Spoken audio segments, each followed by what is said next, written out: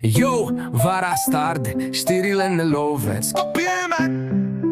În Moldova e cald, dar problemele își cresc.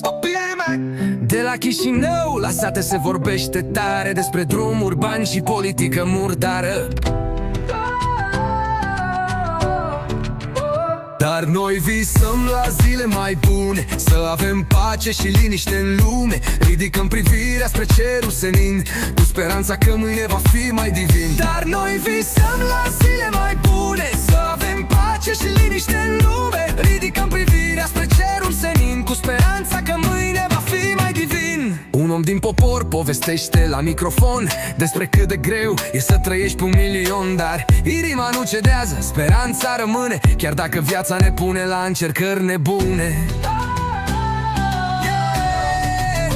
Dar noi visăm la zile mai bune, să avem pace și liniște în lume. Ridicăm privirea spre cerul senin, cu speranța că mâine va fi mai divin. Dar noi visăm la zile mai bune, să avem pace și liniște în lume. Ridicăm privirea spre cerul senin, cu speranța că mâine va fi mai divin.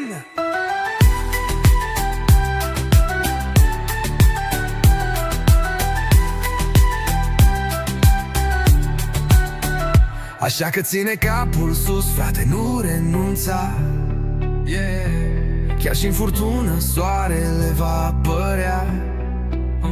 Dar noi visăm la zile mai bune, să avem pace și liniște în lume. Ridicăm privirea spre cerul senin, cu speranța că mâine va fi mai divin.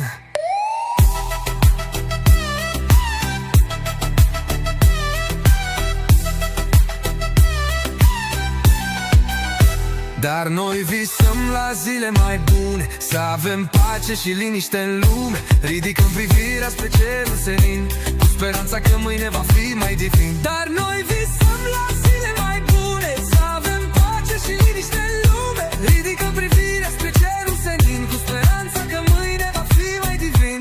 Așa că ține capul sus, frate, nu renunța, chiar și în furtună soarele va apărea.